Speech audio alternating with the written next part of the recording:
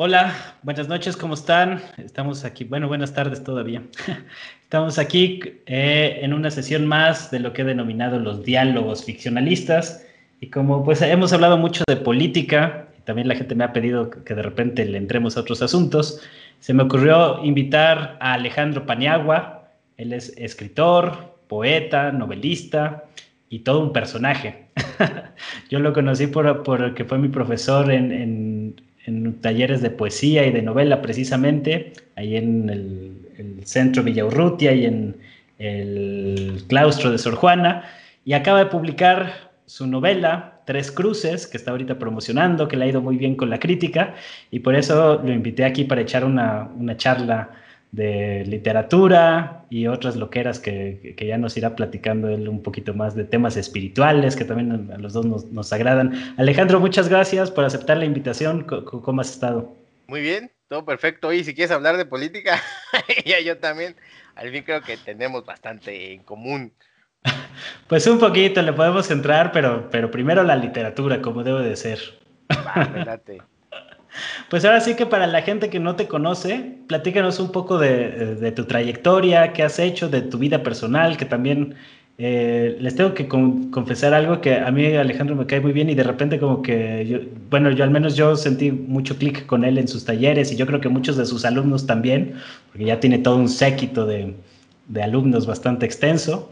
Y algo que me gusta de Alejandro es que está completamente loco, igual que yo. Y creo que por eso también nos entendemos bien. Alejandro, platícanos ahora sí pues cómo te iniciaste en estos asuntos de la literatura y demás.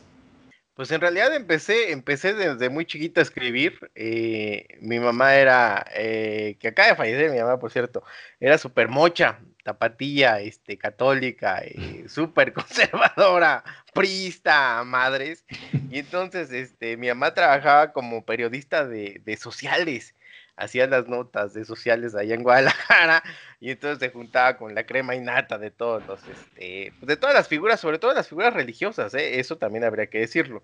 Ella cubría los bautizos y las primeras comuniones y todas estas mamadas, ¿no? Y entonces, pues mi mamá estaba muy ligada a la escritura, aunque fuera de cosas muy superficiales. Y entonces cuando yo me sentía mal, que de niño me sentía mal a cada rato, ella me decía, oye, ponte a escribir, ¿no? Y me daba ese consejo como si la escritura me fuera a curar o a quitar el malestar. Y hasta que un día dije, le voy a hacer caso, ¿no? Tanto me está chingue y chingue que escriba, que le voy a hacer caso y resultó que sí funcionaba, ¿no? Entonces, en realidad empecé a escribir para sentirme mejor, un poquito mejor. Y de hecho les platicaba el otro día en una entrevista que mi primer cuento era un cuento súper mocho, porque yo también era súper católico en esa época, y era un cuento donde yo hablaba con Dios y le preguntaba por qué había venido yo a la tierra y pues eran puras mamadas, ¿no? Para ser buena persona y todo lo que no hice en la vida, esa era la respuesta. Pero en realidad empecé por eso, ¿eh? Para sentirme mejor. Y creo que todavía en muchos sentidos lo hago. Escribo para estar más tranquilo, más en paz, para disimular un poco la mierda que es la vida, ¿no? Pues para final de cuentas eso sirve la literatura, ¿no? Para sentirte un poco mejor, ya sea Sí. que escribiendo o leyendo, pues ese es el verdadero trasfondo de la literatura, no una obligación o un requisito que muchas veces se asume así en las escuelas, sino pues es un placer, un gusto. Es un gusto, ¿no? Y también es una opción, que eso siempre resulta polémico, pero yo soy de estos que cree que la lectura y la escritura son opcionales, no son para todos, pero son una manera, una bella manera de encontrar placer, ¿no? Platícanos un poquito sobre tus peculiares gustos, porque además de escritor, déjenme contarles que Alejandro pues es fan de los videojuegos, tiene una colección de Hello Kitty. Platícanos un poco de eso y de los abrazos que le sueles dar también a, a- a los doctores simis de las farmacias y esas También es cosas. cierto. Pues fíjate que el gusto de los videojuegos también empezó muy pequeño. Mi primera consola fue el Atari. Imagínate los años que tengo jugando. En una Navidad nos regalaron el Atari y a partir de ese momento en que jugué por primera vez Pac-Man o no sé ni qué habré jugado, quedé fascinado, quedé encantado. Y además era un vínculo muy cercano con mi hermano, a quien quiero mucho. Entonces, algún día compramos el Nintendo, que fue nuestra primera consola en serio, digamos así. Y entonces nos la pasábamos jugando todo el pinche día, ¿eh? Tanto que mi mamá y mi papá nos recogían la consola. Y entonces yo metía un diccionario en vez de la consola y les daba la caja. Mira, ahí está el Nintendo. Y nos quedamos jugando toda la noche, mi hermano y yo. Y jugábamos Mega Man en una pantalla, además en blanco y negro. Y entonces cuando daban las contraseñas para seguir en el mundo que estabas, pues eran por colores. Entonces era un pedo estar viendo ahí, a ver, ¿qué será ese negro? ¿Será azul o será rojo? Y ahí estábamos como mensos, pero realmente jugábamos todo el día. Hasta la fecha es una actividad que me quita mucho tiempo.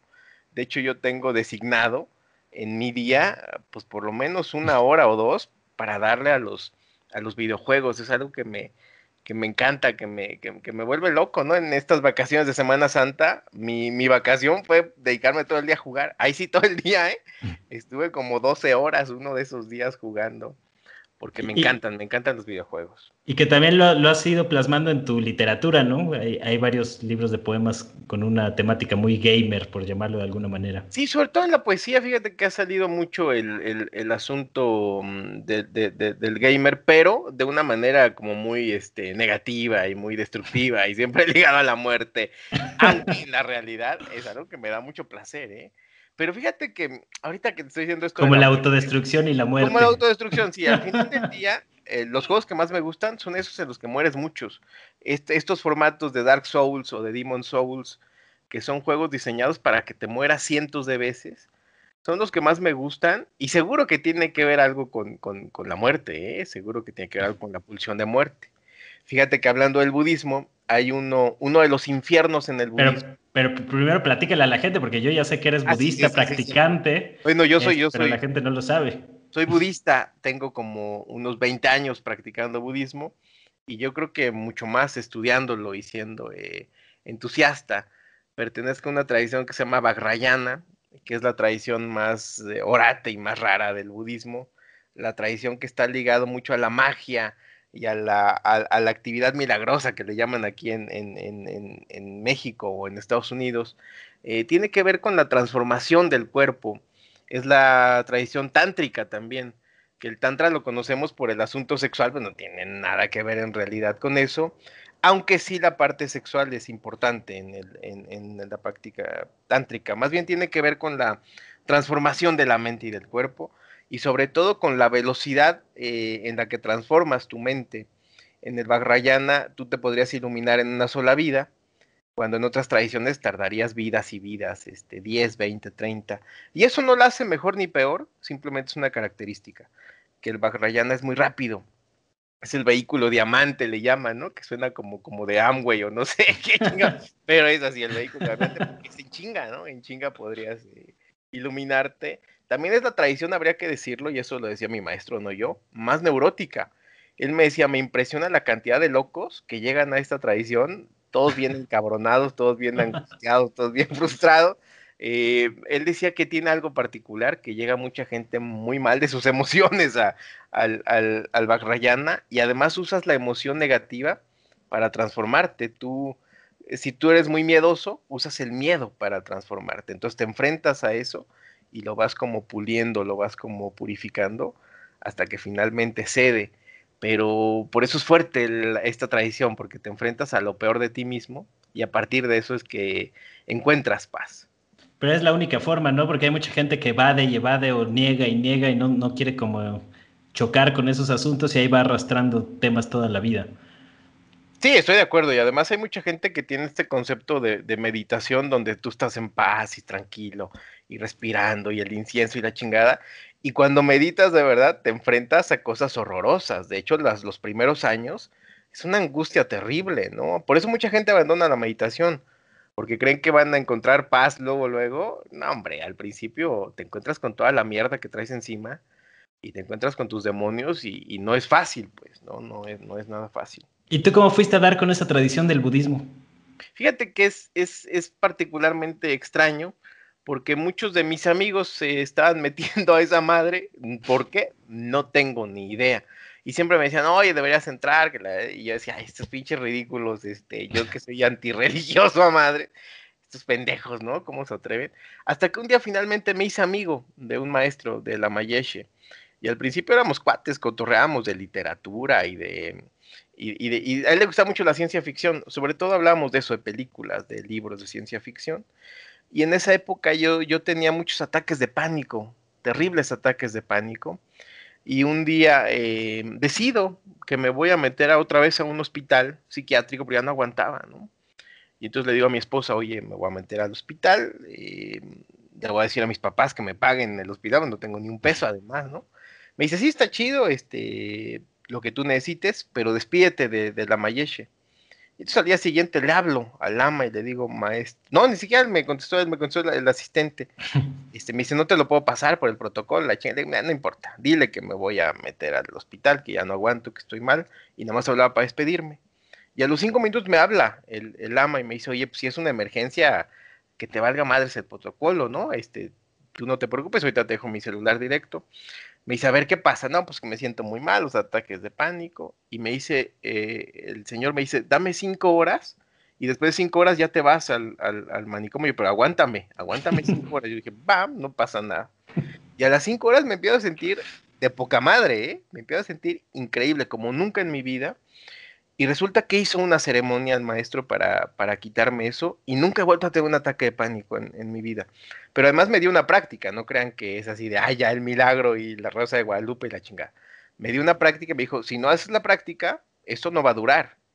Me dice, esto dura mientras tú practiques, esta protección o esta sanación se mantiene. Nunca me ha vuelto a dar porque he practicado. Entonces, pues ya después de eso no pude dudar, ¿no? Porque además yo le preguntaba al maestro, cuénteme qué hizo, maestro, ¿no? Me decía, no estás muy pendejo, no vas a entender, tú no te preocupes, ya estás curado, disfrútalo, no te preocupes. Y ya con el tiempo he entendido, ¿no? Que lo que hacen es invocar a una deidad, incluso le piden permiso, que eso es algo que entendí después de esta deidad. Oye, ¿me das permiso de curar a este pendejo? Sí, porque además podría decir que no la deidad, ¿eh? La deidad podría decir, Nel, que sufra. En este caso lo dio, entonces yo tengo una relación ya muy directa con esa deidad y a partir de esa práctica, de esa invocación, se mantiene este asunto. Entonces, después de ver eso, yo dije, no, pues está chingón, ¿no? Le voy a entrar y no hay bronca, ¿no? ¿Es esta deidad que subiste hace poco en el Es Facebook? Hayagriva, justamente Hayagriva, que además es una deidad que aparece constantemente en mi vida. Todo el tiempo está ahí. De hecho, soñé hace poquito con Hayagriva, entonces otra vez retomé esta práctica justamente que te estoy hablando, que se llama Dewa Chempo, que es un aspecto muy pacífico del segundo Buda que le llaman Padmasambhava. Entonces tú te visualizas como Hayagriva, que es además como una especie de monstruo con una cabeza de caballo en la coronilla, te visualizas como Hayagriva y visualizas a Dewa Chempo en tu corazón. Entonces es una práctica muy, muy iracunda, pero a la vez muy pacífica. Tiene los dos elementos, muy intensa, pero también muy tranquila. Y sirve mucho para gente como yo, que tiene la mente hecha a pedazos, ¿no? No, yo creo que para cualquiera lo que ahora es difícil es que la gente acepte que este tipo de invocaciones pueden tener un efecto en la vida real, porque vivimos como en la ilusión cientificista, el mito de la racionalidad moderna que pues ha embrujado a mucha gente al mismo tiempo y que pues se han vuelto como muy insensibles o muy demasiado resistentes a estas otras energías, ¿no? Que para quienes las hemos experimentado, pues no hay la menor duda de que se mueven esas cosas a través de hechizos, magia y todas estas cosas que para muchos suena a mera superstición. Pero bueno, ya nos desviamos un poco del tema. ¿Qué íbamos a platicar a raíz del budismo? Ah, Estábamos te con... iba a decir que hay un infierno budista, uno de los infiernos, porque el budismo tiene como 30,000 infiernos, que lo particular es que no son eternos, es decir, si tú caes en un infierno en el budismo, puedes salir de él, simplemente es una consecuencia. Uno de ellos es descrito como un lugar donde hay un chingo de gente, que de pronto le dan armas, tiene que pelear, y ya que se matan todos, reviven, les dan armas y tienen que pelear. Entonces yo decía, qué parecido al formato de los videojuegos de hoy en día, ¿no? Donde se trata de eso, ¿no? Peleas entre varias personas, cuando finalmente todos son derrotados o alguien sale victorioso, vuelves a entrar, te dan armas y vuelves a pelear. Entonces yo decía, qué locochón que me guste tanto los videojuegos, resulta que son el reflejo de un infierno, ¿no? Y mi maestro, que algún tiempo vivió aquí en mi casa, que además yo adoraba, cuando yo jugaba, porque digo, le dedico muchas horas, de pronto se paraba así atrás de mí y se quedaba horas viéndome, ¿eh? Horas y horas y horas viéndome, porque le gustaban mucho los videojuegos. Y un día el señor, que era además muy bromista, me dice, ¿qué haces perdiendo el tiempo con esa madre? Y además dándole la espalda al altar. Te voy a prohibir jugar videojuegos. Y yo me puse blanco, ¿no? Y le dije, maestro, ¿de verdad me va a prohibir? Y se empieza a caer en la risa. Me dice, claro que no, güey. Y hasta me gusta verte, ¿no? Me vale madres, pero sí él sabía que me iba a asustar un chingo diciéndome que me iba a prohibir los videojuegos. Entonces sí me sacó un pedote, pero al final del día le interesaban, ¿eh? Le interesaban. Sobre todo ese concepto de estar muriendo una y otra vez, me recuerda mucho al ciclo samsárico, ¿no? A este sinfín de vidas y de muertes. Entonces me decía, es interesante cómo lo reproduces ahí, ¿no? Y platícanos un poquito de la muerte de tu maestro, porque también es una historia loquísima que yo Es una cuando se las historia cuento muy... a mis amigos como que no me creen mucho que No, pues sí, sí, digamos. es una historia totalmente inverosímil, ¿eh? Porque además resulta que en algún momento yo sueño que mi maestro viene a comer a la casa y entonces voy y le digo yo que soy muy así, que es que místico, le digo, maestro, soñé que usted iba a mi casa a comer, ¿qué significa eso? Y me dice, no significa absolutamente nada, pero invítame, está chido, ¿no? Y ya lo invito a la casa, que además le dimos pozole verde, rojo y blanco para que tuviera variedad. Le encantó el pozole, lo amó. Y al final de la cena me dice, oye, pues, invítame al tour de tu casa. Y mi maestro vivía en esa época en una mansión en San Ángel. Le digo, sí vamos a ver mi casa, pues no se espera algo tan chingón como la de usted, ¿no? Y ahí vamos viendo los cuartos, y en el cuarto de visitas me dice, oye, ¿yo cabría en este cuarto? Mi maestro medía casi 2 metros, digo, sí, sí cabría, pero pues, es un cuarto muy humilde a comparación del suyo. Y ahí quedó la cosa. Unas semanas después me habla el asistente, pinche ese que no me había comunicado, y me dice, oye, dice el maestro que quiere vivir contigo. Le digo, no mames, si apenas me alcanza a mí para vivir, está cabrón. Me dice, no, dice que te paga la luz, la renta, la comida, de todos, ¿no? La tuya, la de tu esposa, la de él. Le dije, sí, que venga, perfecto, bienvenido el maestro. Y entonces fue a vivir a mi casa, y al final del día, después de muchos meses, pues yo tenía la curiosidad, le pregunté, maestro, ¿por qué se vino a mi casa si vivía usted a todo dar en San Ángel? Y me dice, la neta es que me voy a morir, porque además los maestros budistas saben exactamente cuándo se van a morir, la hora, la fecha, todo. Y entonces, pues a mí me dolió mucho esa revelación y me dijo, además necesito a alguien que me ayude a hacer los preparativos, a dejar todo en orden. Y pues los elegí a ustedes, ¿no? Y ya, finalmente llega el día en que se muere mi maestro, se muere meditando, como todo buen maestro, hace esta última exhalación muy fuerte y se muere. Y entonces, pues yo le digo al asistente, hay que hablar para que vengan por él, por el cuerpo, y ver qué se necesita, qué sigue, ¿no? Y me dice, no, ni madres, el cuerpo tiene que estar 5 días aquí porque es un requisito para los budistas y además hay que estarle tomando la temperatura de la cabeza y del corazón para ver si logró la siguiente fase. Y yo decía, no mames, estás loco, ¿cómo crees? Sí, no, bueno, ahí están los 5 días y además el único pendejo que estaba aquí pues era yo. Entonces pasaba por el cuarto en la noche y decía, qué horror, hay un cadáver. Ya para mí no era mi maestro, ¿no? Yo decía, hay un cadáver ahí en mi casa, ¿no? Además tengo que hacer prácticas ahí junto al cadáver. No podía llorar junto al cuerpo porque estaba prohibido, entonces me tenía que salir de mi casa 1,5 kilómetros, llorar y regresar. Pero al final del día me daba terror, ¿eh? Se me hacía algo súper tenebroso tener ahí un cadáver y aparte estarlo tocando. Finalmente pasan los 5 días y le digo al asistente, me vale madres, ahora sí se lo tienen que llevar, no, no, no mames. Sí, sí, sí, ahora sí no hay problema. Pues ya pedimos que se lo lleven y nos acusan de intento de homicidio por tener un cuerpo 5 días ahí en mi casa. Y dije, puta madre, me voy a acabar en la cárcel por todas estas cosas. Finalmente el Lama tenía muchos amigos militares que nos ayudaron a expedir un certificado con la fecha correcta, se lo llevan. Porque claro, los lamas tienen amigos militares, No, por supuesto. porque además los lamas, a mí lo que me cae bien es que les gusta llevarse con gente muy poderosa, ¿eh? De hecho, les gusta la buena vida, eso también me gusta mucho del budismo.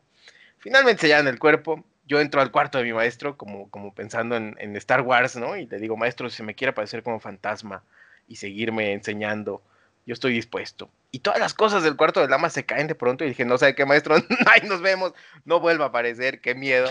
Y ahí quedó la cosa, pero así es un poco el budismo, ¿no? Como cosas muy paranormales y muy raras, pero muy enriquecedoras que te hacen cuestionarte realmente qué es la realidad, ¿no?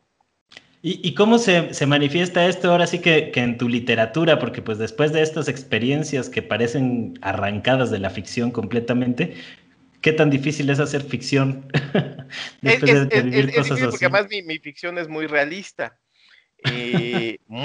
tremendamente realista. Entonces, de pronto, sí meto cosas paranormales, sobre todo en el último libro, sobre todo en quién narra, por ejemplo, quién es la voz narrativa en mi novela, es un elemento paranormal del libro, pero todo lo demás es muy realista, solamente que hay una voz ahí rara que parece que le habla en sueños a la protagonista y que está como muy pegada y que sí es como una especie de demonio, ¿no? Eso espero que no sea un spoiler, pero quien narra el libro es una especie de entidad negativa que está como anclada a la protagonista y más o menos le va revelando cosas y le va provocando también muchos de los sucesos que ocurren en la novela. Entonces sí trato de integrar estos elementos de alguna manera, aunque realmente nunca he hablado de ello, ¿eh?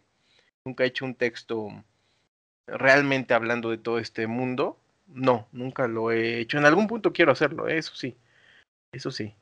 ¿Y por qué te da por escribir en términos realistas o después de todo este bagaje como tan fantástico de los videojuegos, de tus mismas experiencias de vida y demás?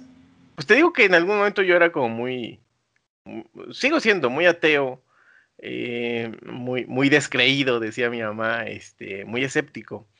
Entonces, me gusta mucho el peso de la realidad. Incluso en el budismo, lo que más pesa son tus acciones de todo, del día a día, pues. No las excepcionales, sino las cotidianas, ¿no? Entonces, la realidad sigue teniendo mucho peso, incluso en la práctica espiritual, ¿eh? Ahí es donde está la manifestación de lo que haces. Si tu práctica meditativa no te cambia, si sigues siendo un hijo de puta, si te sigues enojando, si sigues pegándole a todo el mundo, pues no hay cambio, ¿no? Entonces, la observación de la vida cotidiana también es importante y en ese sentido estoy muy alineado también con el budismo, ¿no? Ok, platícanos un poquito de tu primera novela y cómo fue que decidiste dar el salto, porque muchas veces como escritores pues es como difícil dar ese paso y el atrevimiento de lanzarse un proyecto tan grande como una novela que puede ser muy desgastante. Yo lo sé por experiencia porque llevamos ya varios intentos fallidos, pero A mí me tocó uno de esos, ¿no? Me tocó uno de uno de los esos. fallidos. Sí. Sí, pues en realidad para mí fue muy natural, como que mis cuentos cada vez eran más largos, ¿no? Tenía ya cuentos de 20 hojas y dije, pues, creo que mi mismo impulso literario me está diciendo que necesito un género más extenso. Y entonces decidí escribir sobre locura, que es un tema muy cercano a mí. Yo mucho tiempo pensé que estaba loco, y entonces dije, es tiempo de sacarlo, ¿no? Y de manifestarlo. Entonces me puse a escribir sobre locura y me fue bien mal, ¿eh? La verdad es que de hecho fue la época esta de los ataques de pánico que te digo.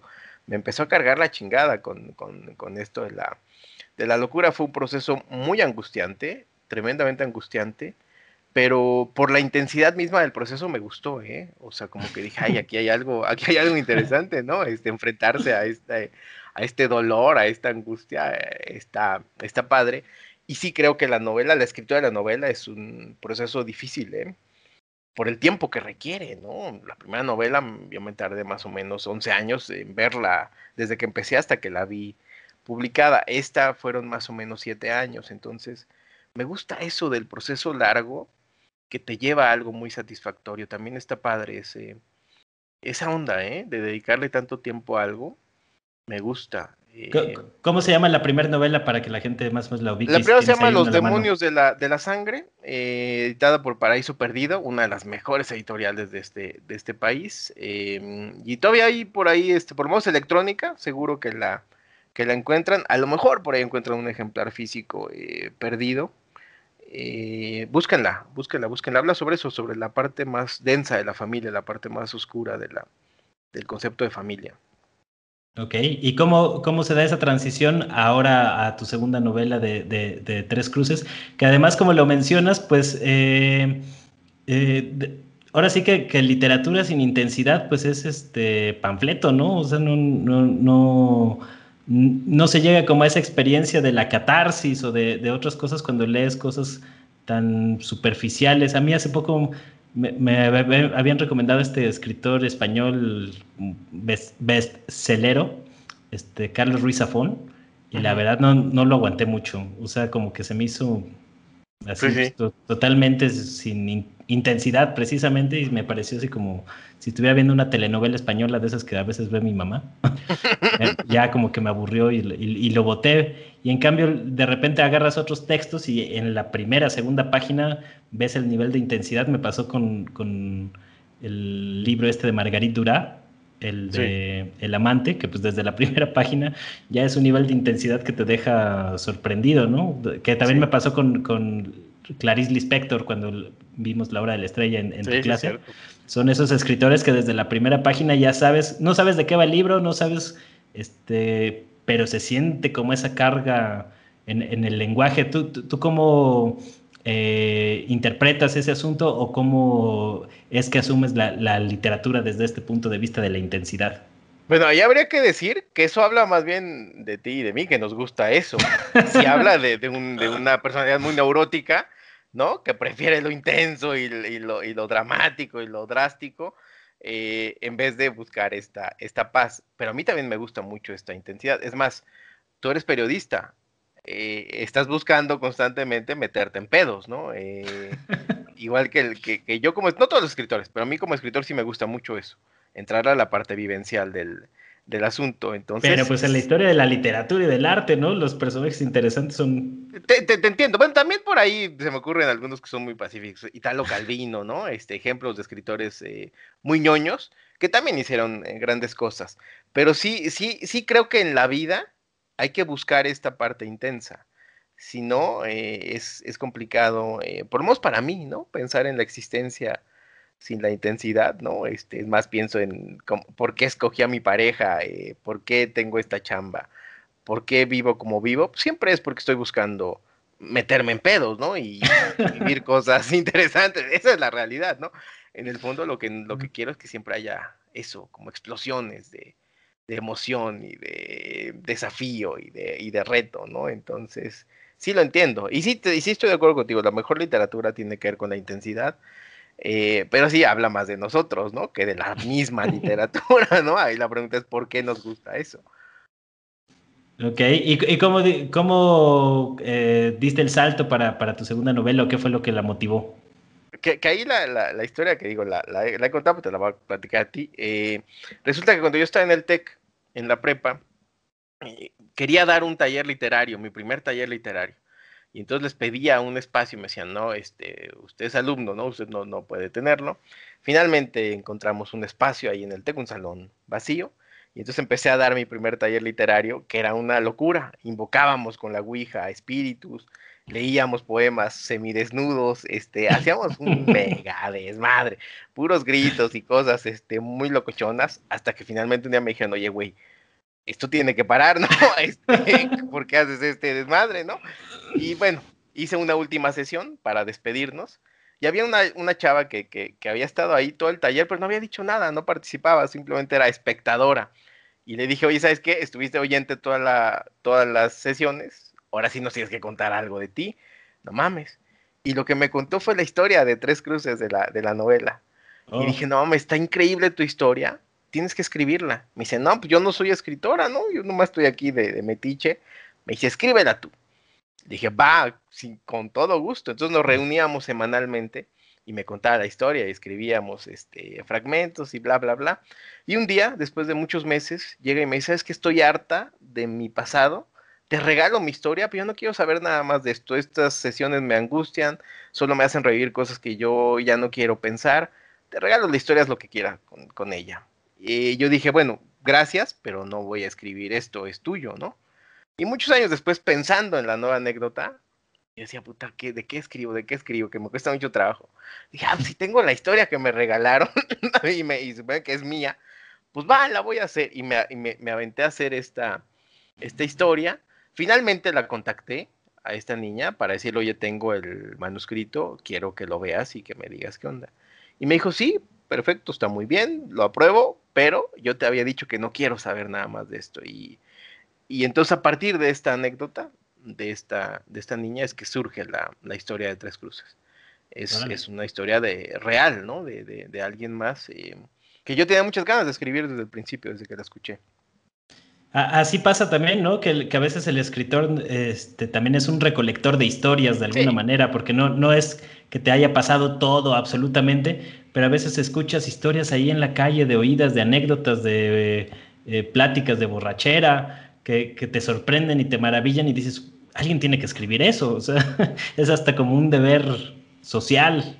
sí, sí, además a mí me ha pasado, ¿eh? Mi primer libro de cuentos, que son historias sobre migrantes, todas son reales, justamente de mis viajes a Estados Unidos y por la República, que siempre conocía migrantes que me contaban historias muy chingonas, de éxito o no, o felices o no, pero me contaban historias buenas y todas son historias reales de migrantes. Entonces, yo le debo mi carrera al mundo, ¿no? A la amabilidad de los extraños, básicamente, que me cuentan sus historias y las hago. Incluso lo que estoy escribiendo ahora tiene un fragmento muy importante, una historia que me contó una alumna también ahí en la escuela de escritores, por cierto. Que le pedí permiso también, porque me encantó y dije, ay, regálame esto, por favor. Y sí, me dio ese fragmento, nada más un pedacito. Entonces, sí, las historias de los otros también sirven mucho para hacer literatura, ¿no? ¿Y cómo te ha ido con los talleres literarios? Porque pues ya, ahora sí que son toda una fiesta, sesiones psicológicas también por momentos, en donde Sí, sí, la son. gente ahí saca sus temas, sus asuntos, y que muchas veces también es impactante, ¿no? Cómo se carga de cierta vibra y energía determinados grupos. Me imagino que hay grupos más activos, otros más apáticos a lo mejor, pero que todos tienen como esa carga de pues gente muy vital, diría yo.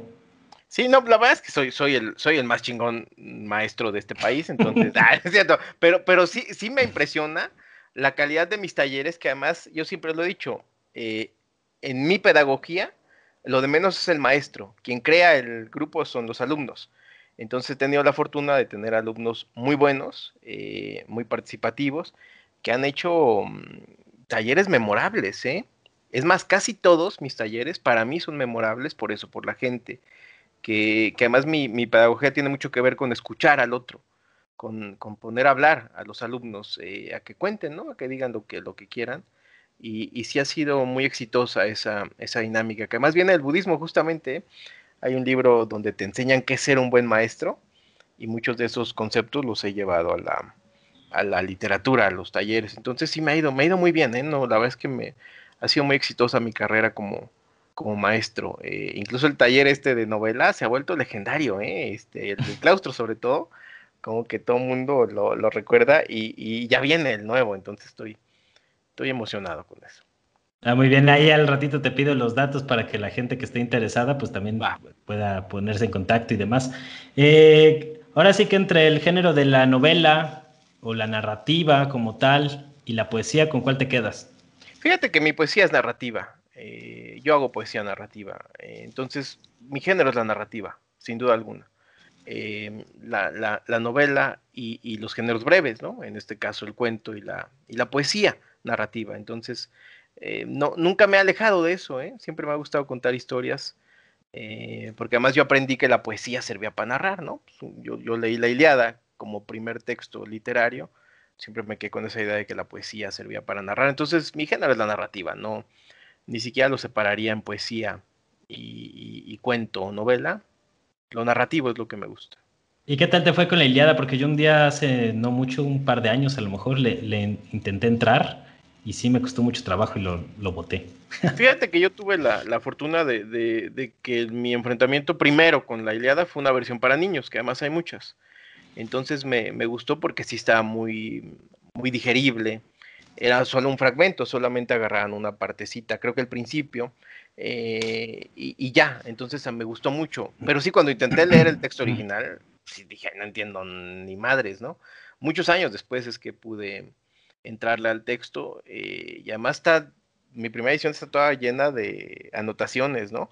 Incluso de qué significaba cada palabra, porque había palabras que yo decía, ¿qué es esto? Entonces, o No, y personajes después te que no me dan como acordaba. mucha la relación de dioses y de cosas así que a lo mejor Sí, ellos en su cultura la tenían muy asumida, pero pues uno que viene como de otro lado, sí, pues claro, es no, así no, como, no, no, no, no estoy claro, sí, entendiendo sí. Y eso es de lo qué que va el anotaba, asunto. ¿no? Los vínculos, quién era el papá de quién, quién era el hijo de quién, quiénes eran amigos, quiénes eran enemigos, incluso poner ahí quiénes eran los saqueos y quiénes eran los troyanos, porque de pronto hasta eso me era confuso, ¿no? Entonces, sí es un texto muy difícil, eso habría que decirlo, ¿no? No falta el mamador que dice, no, pues si yo lo leía a los 4 años, bueno, va, tú eres un genio. A mí me costó mucho trabajo y sí tuve que hacer un árbol genealógico y anotaciones para entender más o menos de qué iba, ¿no? Y además buscar muchos comentarios, ¿no? O preguntar, ¿no? En esa época tenía buenos maestros a quienes les preguntaba, a ver, explícame este capítulo, ¿no? Entonces era más fácil. Antes de que existiera Google Antes y de que existiera YouTube, Google, sí, sí, sí, por se supuesto, le sí, sí. preguntaba a la gente Se le preguntaba a la directamente. gente, a los libros, o buscabas en las enciclopedias, a veces venía completita la trama, ¿no? Y te explicaba más o menos de qué iba, ya, sí, ya entendí. O quiénes eran los dioses, seguro que venían en las enciclopedias, todavía, ¿no? Entonces era mucho más fácil esa chamba también. Ahorita que platicábamos de los intensos y de tus talleres ahí con gente semidesnuda leyendo cosas. Que ya no son así, pues no se van a asustar, ¿no? Van a decir, no, yo no voy a ir con ese pendejo. No, no, ya no son así, ya no son así. ¿Cómo se llama? También vi por ahí que estabas preparando una conferencia de Baudelaire, Sí. que ya no sé si ya la diste o la vas a dar No, apenas. el 30 de abril va a ser a las 7. Que también me llamaba la atención por precisamente hace poco fue el aniversario del 200. natalicio o del luctuoso, no recuerdo, de Baudelaire, que también pues es un súper intenso de esos que nos Sí, gustan. Yo, por ejemplo, descubrí que con Baudelaire que la poesía podía ser algo más allá de cosas de amor sentimentales, llenas de cursilería, sino que podía ser algo totalmente visceral, sí, claro. con sabor a vino, murciélagos descabezados y cosas así brutales. Y yo te quería preguntar, pues, ¿de dónde sale pues, gusto por Baudelaire? Para que nos des un adelantito de tu conferencia sin dar así mucho spoiler. Fíjate que me interesa mucho esta figura porque nosotros pensamos en Baudelaire como el poeta maldito y el cabrón y el que se cogía a todas las prostitutas y se metía de todo. Pero ya que le entras a Baudelaire, pues te das cuenta que el güey era un tipo súper edípico. Nunca se pudo separar de su mamá. De hecho, resulta que la obra más extensa de Baudelaire son las cartas a su mamá. Cartas en donde siempre le decía, no me dejes, te amo, y le pedía dinero todavía a los 30 y tantos años, el güey le decía, mamá, ayúdame, no tengo dinero. Una cosa muy impresionante, lo que creemos que es Baudelaire y lo que realmente era un parasitazo así terrible. De hecho, murió en brazos de su mamá. Eso también habría que decirlo, y nunca pudo desprenderse de ella. Entonces me gusta mucho ese concepto del poeta maldito, pero que no puede hacer nada si no le pide permiso a su mamita, ¿no? Entonces, un poco la conferencia va de eso, la relación tan enfermiza que tenía este güey, sobre todo con su mamá. Vamos a hablar de eso, incluso los poemas que dicen que le dedicó a su mamá. Hay uno muy famoso, tipo que ve una carroña, ¿no? Un animal con las tripas de fuera y unos cuervos ahí comiéndose las tripas. Y al final dice, así como eso, así eres tú y así es el amor que yo siento por ti. Y muchos dicen que ese poema realmente es a su mamá. Todas las figuras maternas que aparecen en Baudelaire son horrorosas, ¿eh? Son terribles, son mujeres sin sentimientos que tratan horrible a sus hijos. Entonces ahí veo la proyección que tiene este güey con su mamá, una cosa muy, muy, muy interesante. Sobre todo eso, voy a hablar del vínculo de Baudelaire con su mamá y de la gran influencia que fue su mamá en su obra, e incluso en su espíritu de portarse mal, ¿no? Porque al final voy a revelarles por qué se portaba tan mal. Y tiene que ver con su mamá, sin duda alguna. Era un niño malcriado que Era un quería niño la malcriado, atención de su era un mamá. niño burgués además, que siempre anda eso, ¿no? Buscando a mamá. Y tenía solo dos maneras, portarse bien o portarse mal. Siempre que se portaba bien en la escuela, su mamá iba a verlo, de hecho ese era el premio. Pero cuando se portaba mal, también iba para castigarlo, ¿no? Entonces él dijo, mira, Si lo hago bien, viene mamá, si lo hago mal, viene mamá. Entonces, por eso su vida fue tan, siempre en esos dos ámbitos, ¿no? Del castigo y el premio, siempre. Y siempre en esta cuestión, de pronto Baudelaire es súper moralista, ¿eh? Cuando uno lee los diarios, así que dice, hoy le recé a Diosito. Gracias, o sea, dices, ah, no mames, ¿no? Es muy contradictoria la figura de Baudelaire, sobre todo en eso, en el premio y el castigo. Ese es el fundamento de su existencia. Y es curioso también cómo se crean estos personajes literarios, ¿no? O sea, está por ejemplo el personaje literario de Borges, que se construyó a sí mismo como el personaje de sus cuentos, Exacto. pero que muchas veces pues sí dista mucho el personaje literario de la realidad. A ti en lo particular, ¿qué tipo de escritores podrías considerar entre tus predilectos? ¿Qué tipo? Fíjate que ¿O qué hablando de escritores? tipos, me gustan mucho los escritores que hacen narrativa y poesía, y que hacen bien los dos géneros. Ahorita estoy pensando en Carver, por ejemplo, Raymond Carver, que me gusta más como poeta, ¿no? Es un tipo que revolucionó el cuento, pero como poeta también el tipo es maravilloso, ¿no? En Bernard también estoy pensando, que de pronto es un gran novelista, uno descubre sus poemas y dice, ay, aquí hay algo muy cabrón. O Bataille, que también lo conocemos más como narrador, pero cuando descubrí los poemas dije, ah, está muy cabrón este güey. Entonces algo pasa ahí con este tipo de autores que hacen los dos géneros que me gusta mucho. Me parece difícil dominar ambos géneros, ¿no? Entonces, ese tipo de autores y de autoras me gustan mucho. Incluso Clarice Lispector, que es una de mis escritoras favoritas, que lo leímos ahí en el taller, tiene textos que a lo mejor no son poesía tal cual, pero que se parecen mucho al formato. Es decir, son inclasificables. No podríamos decir que es narrativa. También ella, eso que te venden como sus poemas, que son, es una obra muy breve, también me gusta mucho cómo lo, cómo lo hace. Hay una autora que se llama Piedad Bonet, no sé si te tocó a ti en el taller, No, creo que así a ti no. ya no te tocó. Piedad Bonet, una colombiana, que también es una gran narradora, pero empezó siendo poeta y en la poesía de hecho es muy reconocida y creo que también su narrativa me parece estupenda, entonces esa dualidad me gusta mucho. Ok, ¿quiénes dirías que son tus escritores predilectos? Ahora sí con nombre y apellido. Ahorita yo creo que es Emanuel Carreré, que creo que ese sí te toca a ti, ¿no? Ujú, Del ujú. adversario. Sí, sí, sí, Ahorita muy... es el que me trae vuelto loco. Muy cabrón, ¿eh? Pero además algo que va cambiando. No podría decirte que eso va a ser para siempre, ni mucho menos. Me gusta mucho María Auxiliadora Álvarez, una poeta venezolana, que también ahorita me fascina. Entonces yo te diría que esos dos ahorita, en el presente, son autores que me gustan mucho. También una que se llama María Castrejón, una poeta española, que también ahorita y además no puedo comprar libros físicos de ella, pues están bien caros, solo hay en España. Entonces todo lo que he encontrado ha sido así pirata o que de pronto suben. Me fascina. Búsquenlos, son escritores estupendos. Además muy distintos, ¿no? Muy dispares entre sí. Incluso con una obra, de pronto cosas muy buenas y cosas que dices, ay, ¿esto qué es? Sí, raros estos autores. Que eso también pues se agradece, ¿no? Muchas veces cosas que dices, ¿qué carajos estoy leyendo?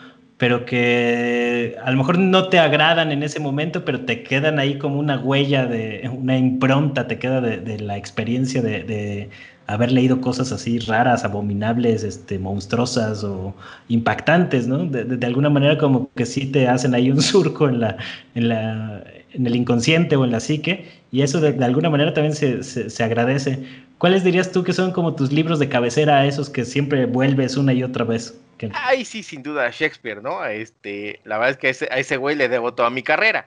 Todavía el último premio que gané el año pasado, una Gracias, mención, Shakespeare. sí, claro, una mención del premio de cuento fantástico y de ciencia ficción, es con un texto que habla sobre Ricardo III, no el personaje histórico, sino el Ricardo III de Shakespeare. Entonces, mi novela, también Los demonios de la sangre, toda tiene que ver con Shakespeare. A ese güey le debo mi carrera, ¿no? Sin duda, de hecho no sería nada si no fuera por ese güey. ¿Y tú Entonces, sí crees que Shakespeare haya sido un personaje histórico como tal? Porque ya ves que está esta duda.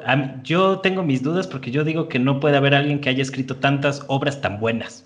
fíjate que estuve en una secta donde decían que Shakespeare era una deidad, que quien escribió sus obras en realidad era una deidad que se llama Saint Germain.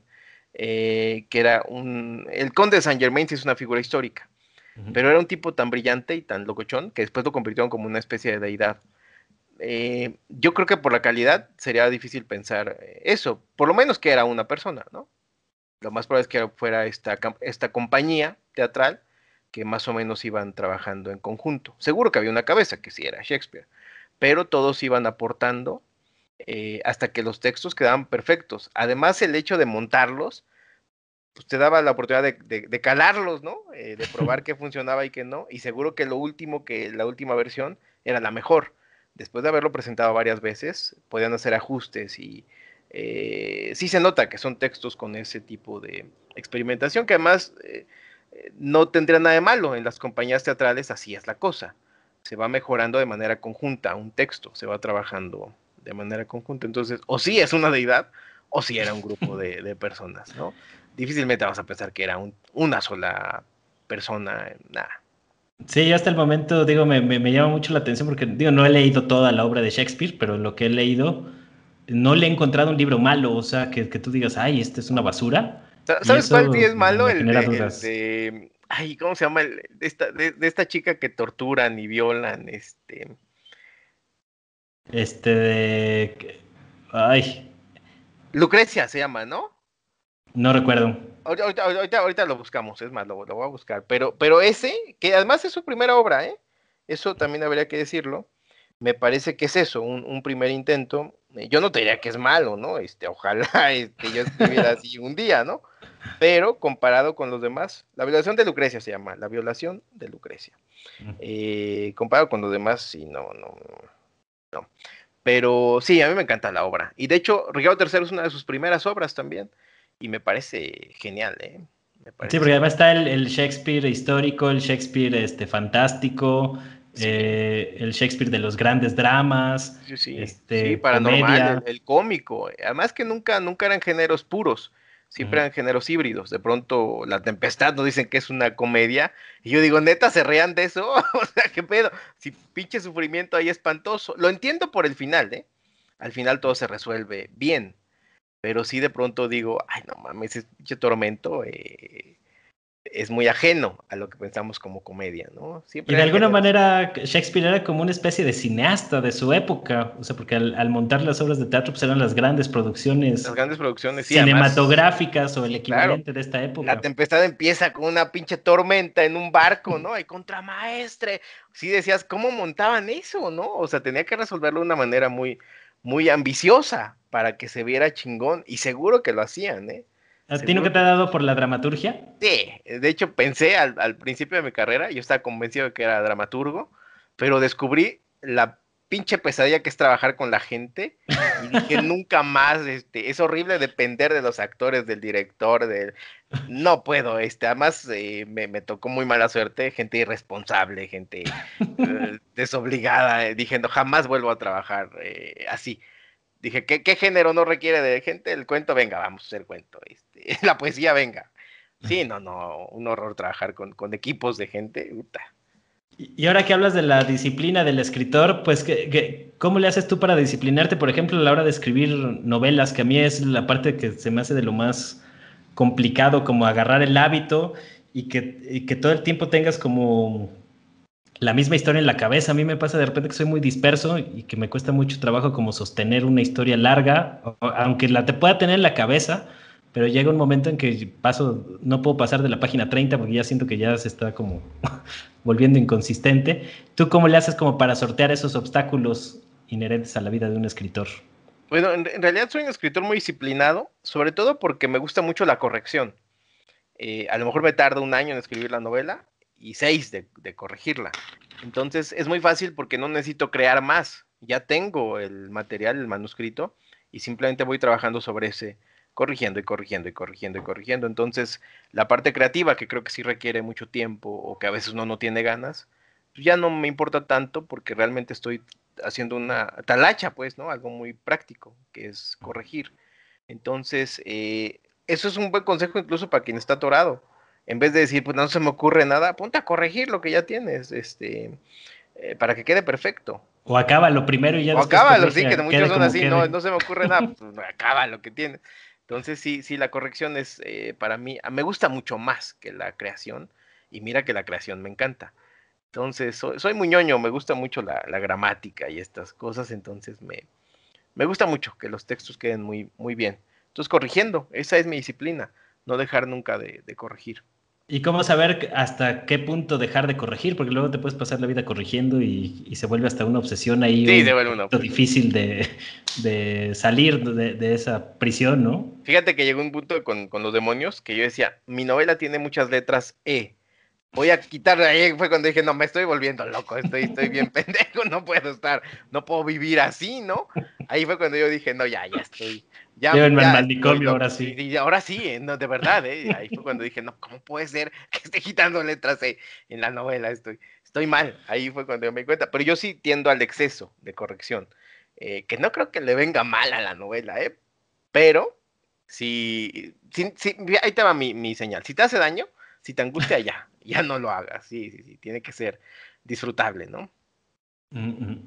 ¿Y cómo ves pues la situación de la literatura en México actualmente?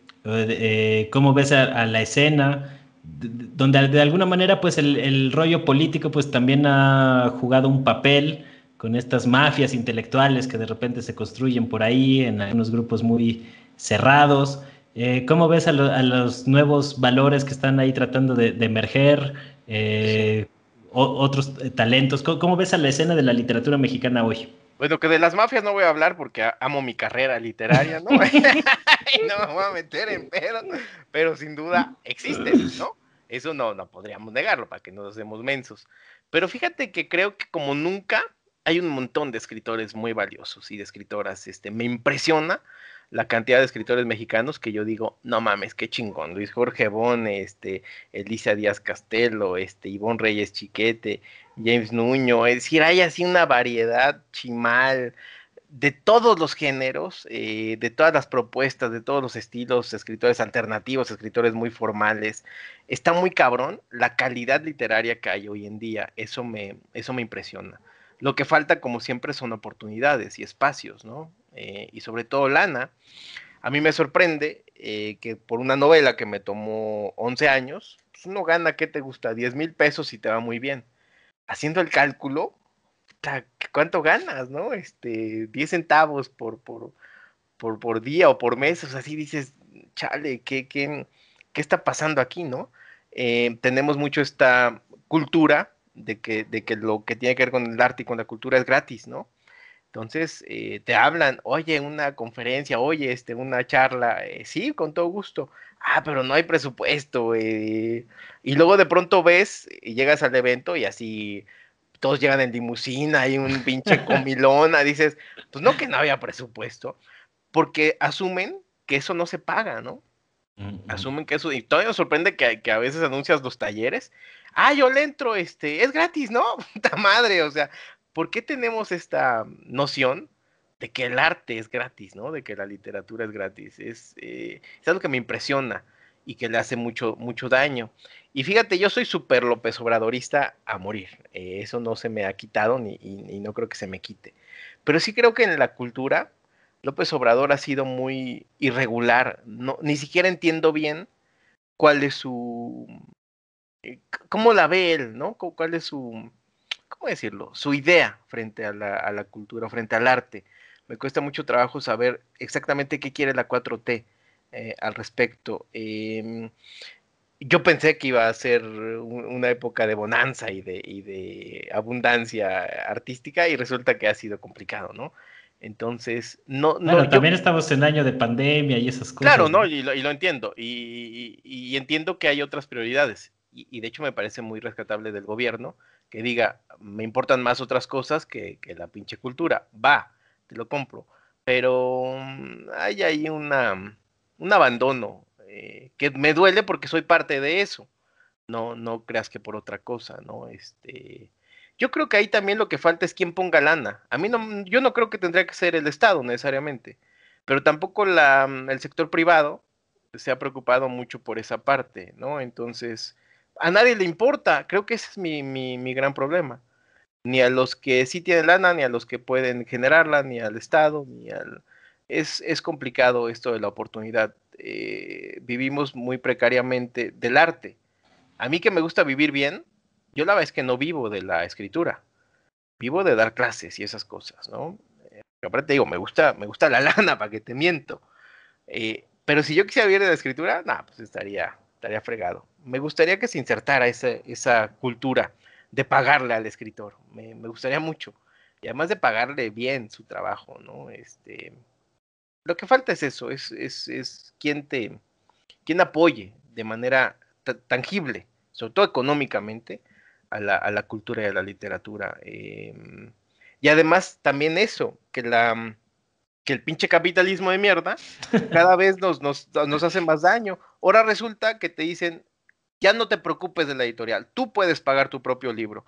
Es decir, además de los La pinches años que le autopublicación, la invertí, exactamente, autodistribución, la tengo auto, que pagar todo. 40,000 varos para que se publique mi libro. O sea, ya le invertí horas de mi tiempo, más mi dinero. Pero me dicen, me lo venden como si fuera una oportunidad. Te dicen, mira la libertad que tienes, cabrón. No mames, ¿no? ¿Cómo es el capitalismo de culero en ese sentido de los discursos? Te lo venden como una gran oportunidad o como una gran ventaja, cuando más bien estamos hablando de algo muy triste. Ahora el escritor tiene que pagar su libro. Puta madre, ¿no? Está de la chingada. Y Está la cada vez distribución y todos esos temas. todo. O sea, yo de repente cuando leo a los escritores como de antaño, Dostoyevsky, Chekhov y demás, que les pagaban por cuento publicado en las Por revistas o en los palabras, les periódicos de la pagaban. época, dices, órale, o sea, esto es como, esto es más ficción que la ficción que Sí, uno a por veces supuesto. intenta Y ahora escribir, ¿no? resulta que uno tiene que pagarme el favor. Qué mamada, ¿no? Cuando además no tienen medios, muchas veces los artistas ni para comer, güey, ¿no? Entonces, está cabrón, ¿no? No, Está y cabrón. además, ¿qué pasa? Que lo publicas, le inviertes la lana y demás, y pues ahí se te quedan ahí Se en te el quedan, la closet verdad es ahí. que lo que haces es comprar unas cajas de libros que jamás vas a poder mover porque no sabes distribuir, porque las librerías dicen, pues, yo ni sé quién eres, ¿cómo me garantizas que me vas a traer los libros? Es decir, te venden humo, te venden espejitos, como todo lo que hace el capitalismo, y resulta que pues, se están atorando, ¿no? Y también los pinches abusivos que se dedican a eso, que saben lo terrible y angustiante que es no publicar, voy a explotar eso y voy a sacarle lana a este pendejo, ¿no? Y es lo que hacen, ¿no? Y que de repente también yo creo que muchos de esas grandes oleadas de artistas, pues son también proyectos editoriales o son proyectos de las industrias culturales. O sea, el mismo boom de la novela latinoamericana, pues a final de cuentas era un proyecto editorial, era un proyecto de negocio que estaba buscando autores para posicionarlos en otros mercados, en el mercado europeo. Pasó con el rock en español, de cómo se creó todo un sello y una industria a partir de un proyecto de las disqueras, eminentemente, que ya como que se dieron a la tarea de buscar lo que ya estaba ahí cocinándose abajo, pero que de alguna manera pues no hubiera sido el fenómeno que fue sin ese asunto. Y lo veo también con mucho de la industria del anime y el manga japonés, que pues también es una industria descomunal ahorita, pero pues eso se viene gestando y cocinando hace 40 años por lo menos. Entonces, ¿cómo crees que se le debería de hacer para generar esos proyectos de industrias, a nivel de industrias culturales, en el que, como lo mencionas, pues la actividad creativa no esté peleada con pues vivir decorosamente o que por lo menos te alcance para pagar la renta? Claro que ahí te va, ¿cuál es el gran pedo? Que muchos de nosotros, artistas, odiamos el capitalismo, ¿no? Pero de pronto dices, vivo en el capitalismo, ¿cómo le hago para que se venda mi libro si no lo promociono, si no le pido a alguien que me recomiende? Es decir, tendríamos también que insertarnos en ese mundo. Si ya estamos aquí, ¿cómo vas a vender un producto sin promoción? Y yo, la verdad es que me ha ido muy bien con mis libros, porque yo le he entrado a esa parte. Yo trabajé muchos años como publicista, sé más o menos, además publicista de libros. Trabajé en Gandhi muchos años. Sé cómo vender un libro. Entonces lo que hago es eso, estar generando contenido promocional para mi libro, haciendo videos, estas entrevistas, haciendo flyers, haciendo banners, todo tipo de asuntos para que se mueva el libro. Porque además a mí no me interesa la lana, a mí me interesa que se lea, que llegue a la mayor cantidad posible de lectores. Y además ahí te va mi parte super chaira. Yo sí creo en la cultura libre. A mí si alguien me dice, oye, no me alcanza para tu libro, yo se lo mando de inmediato en el PDF. Entonces, creo que pueden convivir esos dos aspectos. La parte muy mercadológica, pero también la parte muy compasiva de decir, yo lo que quiero es que se lea, si alguien me lo pide, ahí está, ¿no? y no estar compitiendo con tu propia editorial, ¿no? Yo ni siquiera tengo que decirle a mi editorial, fíjate, estoy haciendo esto, porque son los casos menores, ¿no? Y siempre que alguien me dice, quiero tu libro, lo primero que le pregunto es, ¿puedes pagarlo? Si me dicen que sí, le digo, cómpralo, ¿no? No seas culero, ¿no? Si me dicen que no, con todo gusto se lo regalo. Entonces también como consumidor, uno tendría que pensar eso. Si yo compro este libro, estoy beneficiando a este güey. No nomás es porque el pinche capitalismo y la mierda, ayuden también a los escritores que admiran comprando su trabajo, ¿no? Si pueden hacerlo. Si no, venga, busquen el PDF, yo no tengo ningún problema con eso. Pero si sí pueden, no se hagan mensos, ¿no? Entonces, lo que nos falta es compasión, es también pensar en el otro, ¿no? Eso falta mucho también en la industria y en la vida. ¿Y cómo crees que el tema de las redes sociales ha modificado, pues, cómo se ha movido la industria? Yo de repente veo ahí a unas figuras, sobre todo en España, de poetas, que a mí en lo personal se me hacen, la verdad, de medio pelo, pero que veo la cantidad de libros que están vendiendo, la cantidad de foros a los que están ingresando, la cantidad de seguidores que tienen en las mismas redes, y es un tema que no deja de impresionarme. Bueno, fíjate que la poesía muy cursi, como esta que me hablas tú, muy mediática, va a un público que no somos nosotros. Entonces también uno tendría que entender, a mí qué me quita que ese güey venda millones de libros. Nada. No, No es digo, no que nos la quita gente nada, pero va... me No, no, no, sorprende que y tenga no ese tú, éxito. me refiero a mucha gente que odia esos aspectos. Como si la gente llegara hacia a Gandhi, ¿qué me llevaré? ¿A Alejandro Paniagua o a este español cursi? Pues ni siquiera competimos, ¿no? Ujú. Entonces, yo creo que hay para todos, y el sol sale para todos, y qué bueno que a ellos les vaya bien. Habría que pensar nosotros, que tenemos una propuesta a lo mejor un poquito menos comercial, si tú quieres llamarla así, ¿cómo le vamos a hacer para vender libros? Pero a mí no me molesta, que la gente venda mucho. eh, es más, ni siquiera mi competencia directa me molesta que vendan mucho. No me están quitando a mí. Simplemente ellos están haciendo algo distinto a lo que yo estoy haciendo. Más bien me tengo que preguntar qué hago yo para vender más libros, qué hago yo para tener más lectores, ¿no? No, y aparte pensar en términos de competencia y de competitividad y estas ondas capitalistas y neoliberales en la literatura, pues es completamente absurdo, ¿no? Es O sea, en el absurdo. Si no, arte. no hay competencia realmente. Es más, ni siquiera dentro de tu misma editorial compites con el otro autor. Cada quien tendrá su nicho y tendrá su discurso. Y son obras tan distintas que está cabrón pensar que están compitiendo, ¿no? No, y su propia voz y su propia Claro, tonalidad sí, sí, sí. y todo, ¿no? ¿Qué corrientes artísticas te llaman la atención de hoy en la actualidad, no solo en la literatura, sino en otros campos?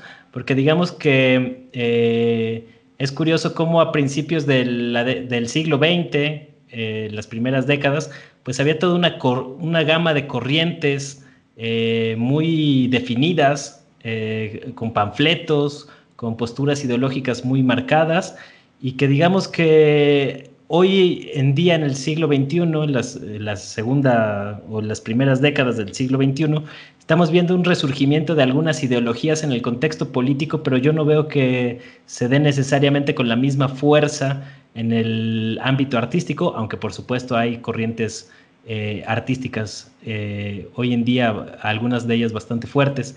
¿Tú cómo percibes este asunto de las corrientes, de las nuevas tendencias, de las pues nuevas corrientes estéticas que se están gestando en el mundo del arte y la literatura en general? Bueno, una característica de esto que llamamos posmodernismo es que ya no hay escuelas claras, ya no hay tradiciones claras, ya no hay grupos de autores que estén como ceñidos a una misma búsqueda, sino que hay muchas voces distintas. Después alguien los clasificará seguramente, pero ahorita no hay como tal, por lo menos en este país, una escuela o una tradición o un grupo de escritores como los contemporáneos, el que tú quieras, ¿no? Que estén Camadas. haciendo camadas, ¿no? No, no hay eso, hay una variedad de voces y eso también me gusta. Más bien creo que ahí invito a los escritores a eso, a buscar cosas en común y siempre estar en un grupo te da fuerza, ¿no? Es más, invítenme a un chingado grupo, ¿no? Si estoy, si tengo como algún tipo de coincidencia. Sí hace falta, ¿eh? Sí hace falta. Fíjate que algo muy parecido a eso es la novela negra o la novela policíaca en México, que es un grupo de personas que se han juntado, Hilario Peña, Iván Farías, Ivonne Reyes Chiquete, a hacer cosas juntos. programas y presentaciones y apoyarse unos a otros, y creo que ha crecido mucho el movimiento porque son un grupo además de gente muy chingona, muy alivianada, muy a todo dar, que están siempre dispuestos a recibir gente, escritores nuevos, y que son muy buena onda entre ellos. Entonces, eso también ha hecho que el género crezca mucho en México. Algo así, no solo a partir de un género, sino de una visión, estaría padre que existiera, pero ahorita, la verdad es que no lo hay, ¿eh? Lo que hay son mafias, ¿no? Eso sí, no, ya no necesitamos más, ¿no? De esas no hagan. Que además muchos grupos se convierten en mafias, también habría que decirlo, ¿eh? Muchos que empiezan con una búsqueda estética, como los estridentistas en México, terminan convertidos en un grupo político, ¿no? Entonces, es complicado, pues, ¿no?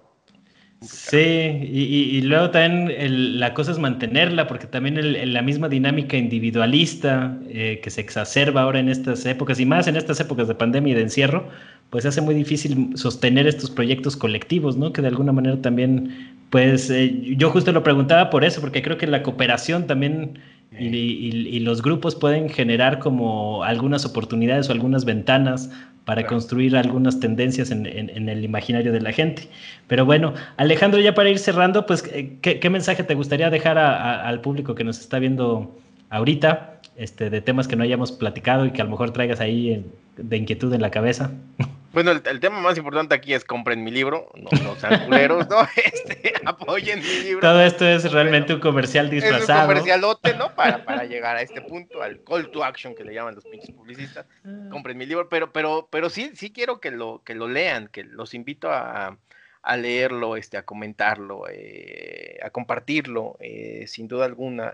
Me es importante que esto pase. De ese sí todavía hay ejemplares físicos y demás, ¿no? Porque Chingo, de acaba hecho de estamos salir. empezando la promoción y además está en todas las librerías del país, entonces va muy bien, ¿eh? Va muy bien, entonces ahorita está en todos lados. Yo estoy seguro que en muy poquito tiempo lo vamos a agotar y haremos una reedición, entonces pues ayúdenos a que eso se mantenga.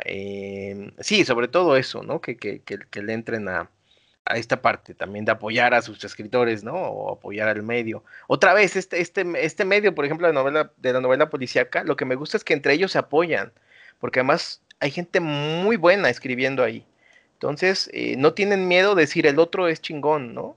Y a veces nos da miedo que estemos vendiendo al otro y no a mí. No sé, esta parte del egoísmo también me parecería importante empezar a dejarla de lado. Apoyen a sus compañeros, escritores, artistas también, ¿no? Yo a cada rato comparto lo que leo.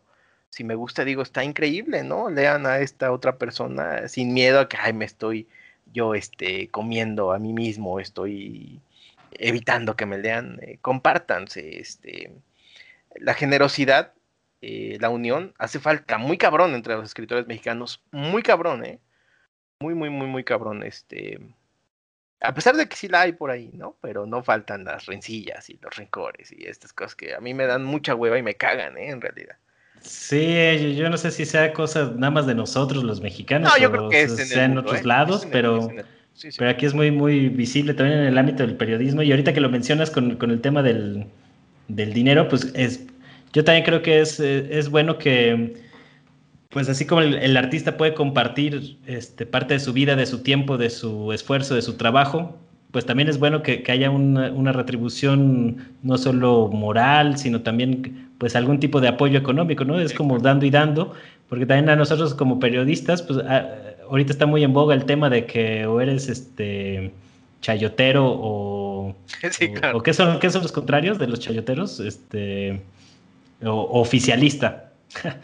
O eres alguna Claro, cosa, ¿no? alguien te paga, ¿no? Alguien Pero, te está manipulando para escribir pero tu libro. llegamos al absurdo de que pues el periodista tiene que decir, pues sí, tenemos trabajo, ¿no? O sea, nos Claro. pagan por trabajar, porque si te financia el Estado está mal, si te financian las empresas privadas está mal, si te financia, pues, ¿quién te tiene que financiar? Claro. Bueno, y es que ese mensaje también me importa mucho decirlo del asunto político. A mí me angustia mucho ver que en Nuevo León, por ejemplo, Samuel García tiene posibilidades de ganar. Me angustia tremendamente que un Bueno, según el candidato, Reforma, porque falta no ver que sean importa, tiene ciertas. posibilidades. Yo no sé si va a ganar, pero tiene posibilidades. Cuando en realidad no debería ni siquiera tenerlas. Es un bufón, es un tipo ridículo, es una lacra, ¿no? habría que tener mucho cuidado en eso, en elegir por quién vamos a votar. Y sobre todo, a lo mejor muchos jóvenes ya no se acuerdan del pinche PRI del PAN. Yo sí me acuerdo perfectamente. Entonces, habría que tener mucho cuidado ahí con quiénes van a elegir, ¿no? Me impresiona que todavía esos partidos, en algunos sitios, los menos afortunadamente, sigan teniendo posibilidades, ¿no? Me parece raro, ¿no? Te va a No, sancionar el INE por andar haciendo por andar proselitismo haciendo proselitismo, ¿va? Pero sí, piensen muy bien. literario. Es más, ni siquiera les voy a decir, voten por Morena, ¿no? Me encantaría, convencerlos de ello. Yo sé que hay casos que son imvotables, ¿eh? Pero hay No, y otros que me depende parece en que dónde, o sea, porque sí hay depende en unos donde estoy totalmente casos. de acuerdo. Pero sí, lo de no votar por el PRI y por el PAN, yo ahí sí me parece que es importante. Recuerden cómo nos ha ido, ¿no? Morena, la 4T, se está construyendo apenas, este es el inicio de eso, ¿no? Yo creo que en algún punto van a estar muy bien, pero tratar de compararlos con los sistemas priistas y panistas, yo digo, no, no mames, tampoco exageremos, ¿no? No, yo creo que tiene muchos problemas la cuarta transformación. Yo no conozco ningún régimen político pues que no haya tenido Claro, problemas. que no había tenido, y además, sobre todo al principio, ¿no? Y va a tener problemas y yo creo que en algún momento se va a corromper, como pues ocurre con todos los regímenes políticos. Pero sí la locura esta de antes estábamos mejor con el PRI, con el Sí, no, PAN. ¿qué es eso? ¿Qué discurso es ese? ¿No se acuerdan o qué? Digo, pues ¿en ¿No? qué dimensión vivían Claro. ustedes? Porque pues O el a lo país mejor son estaba muy yendo al carajo. jóvenes, ¿no? A lo mejor son muy jóvenes y no lo vivieron, pero si O lo muy, vivieron, no, no mamen, ¿no? o muy encerrados en su burbuja, También porque puede ser, sí, sí. hay muchas personas que yo conozco que pues creen que México es Polanco o las lomas de Sí, Chapultepec.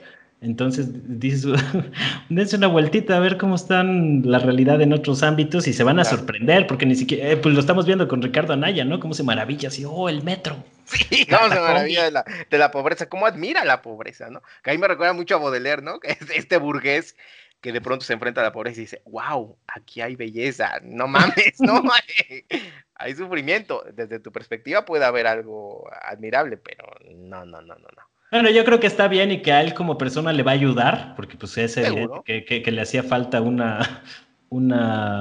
acercamiento a la realidad. Lo increíble es que pretendiera ser presidente de un país que no Que no conocía conoce. Está desde cabrón. antes y que también yo creo que importan las intenciones, ¿no? Porque a final de cuentas no es yo no veo una intención sincera de conocer a la gente, sino veo una intención de hacer proselitismo político para sus intereses y que no se siente sincero, por eso pues también han venido la oleada de burlas y demás, Claro. ¿no? Además, me aterra que sí creo que el güey piense que esto es culpa de López Obrador. Me aterra que sea tan pendejo que no se dé cuenta que eso es algo que venimos arrastrando hace mucho tiempo, ¿no? Que difícilmente López Obrador tiene algo que ver en la pobreza que estamos viviendo hoy en día. Entonces, me da miedo también ese discurso, ¿no? Pensar que no pueda recordar, ¿no? Es algo muy raro en general.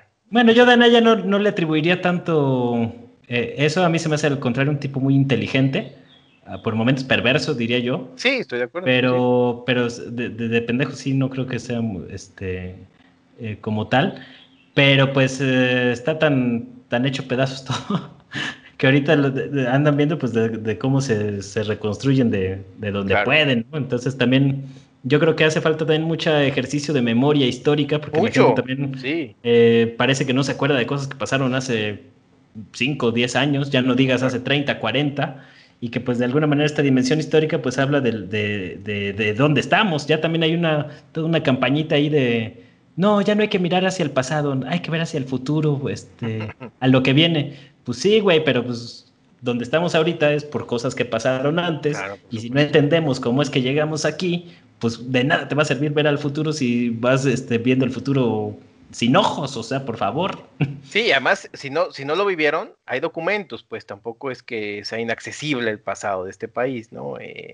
Hay estadísticas, ¿no? De cómo se dio la pandemia, por ejemplo, con Calderón, que ni siquiera era una pandemia en este caso, ¿no? ¿Cómo se dio esta ola de contagios en México? Sí podemos comparar cosas, ¿no? sí podemos comparar. También es de complicado y también ahí sí le doy el beneficio de la duda a la gente porque también estamos en una era de sobre desinformación Totalmente, sí, que sí. también es toda una, yo creo que es algo que está marcando mucho nuestra época y que no solo está, y que justo al verlo con una dimensión histórica más amplia, pues no solo habla de la crisis actual política en México, sino habla de una crisis más grande, que es el modelo civilizatorio que se ha implementado Eh, desde la modernidad europea en los últimos 500 años, el desarrollo del capitalismo, que está ahorita en crisis. O sea, ahorita ya la gente, hay tanta falta de autoridad en tantos ámbitos, que ahorita pues hay muchos, ya las polémicas son si la Tierra es redonda, o sea, sí, ya está las cabrón. inseguridades El se han negacionismo, disparado ¿no? Que está a cabrón que tal hay gente nivel. que niega cosas evidentes, ¿no? Estamos vueltos locos, sí, sí. Pero también creo que hay una oportunidad porque también veo una tendencia ahí sobre todo de varios grupos y personas de retomar como estos temas espirituales y demás que yo creo Sí, que eso hacen mucha también. falta. Y eso creo que es como la parte positiva de este proceso, pero pues de alguna manera siempre los partos son dolorosos. Sí, por supuesto. Sí, esta transformación es como me decía un amigo, quieren que todo cambie, pero no quieren cambiar ellos, ¿cómo le hacemos? No, o quieren que cambie, pero que no cambie nada, Exactamente, sí, sí, porque cualquier cosa que es una cambia cosa. Sí, se se sacan de estalla, onda, ¿no? ¿no? O quiero que cambie, pero que no me perjudique a mí. Ah, no mames, ¿no? Todos tenemos que ceder un poquito en algo, ¿no?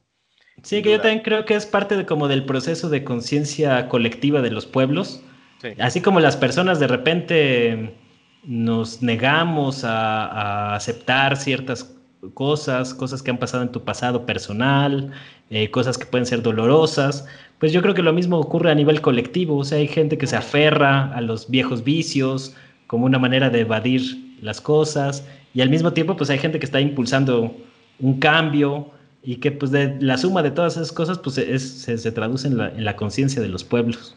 claro, de hecho, uno de los fundamentos del budismo es que todo cambia. El conservadurismo dentro del budismo es impensable, es inimaginable, porque todo tiene que cambiar y porque más cambia, ¿no? Aferrarte a que las cosas se queden como están es un absurdo, es una tontería. Entonces, vamos a dejar que las cosas cambien y vamos a buscar que cambien también, ¿no? No nomás para mí, también para el de junto, ¿no? La única, la única constante es el cambio, Sin dirían los duda. sabios. Sí, sí. Pero bueno, Alejandro, pues muchísimas gracias. ¿Dónde te puede seguir la gente en redes para que estén atentos de tus publicaciones, tus conferencias y Estoy demás? en Facebook y en Instagram como Alejandro Paniagua Anguiano. Twitter no, porque casi no subo nada, pero en Facebook y en Instagram sí estoy muy Ahí activo. es donde está el campo de Ahí es donde batalla. está el campo de batalla, sí, sí. Talleres que tengas próximamente, Voy a dar un taller de conferencias. cuento en la Escuela Virtual de las Artes. Voy a dar el del claustro. Todavía no tengo fecha, pero ya viene también. En la ¿En qué Escuela de días? Escritores siempre estoy. El del novela va a ser los martes, ya es seguro. Los martes a las 7. Y el de cuento es los jueves a las 5. Ah, bueno, a ver, en una de esas sí. Si me da la vida, pero en esta época de campañas lo dudo mucho. Es difícil, ¿verdad? Es difícil, sí, sí, sí, esta época está cabrón. Sí, no, ahorita Pero, chambéenle para que no la gente vote por quien debe votar y no se ande con tonteras, ¿no? pues sí, pero bueno, Alejandro, muchísimas gracias por tomar la llamada. Me dio mucho gusto saludarte, platicar contigo.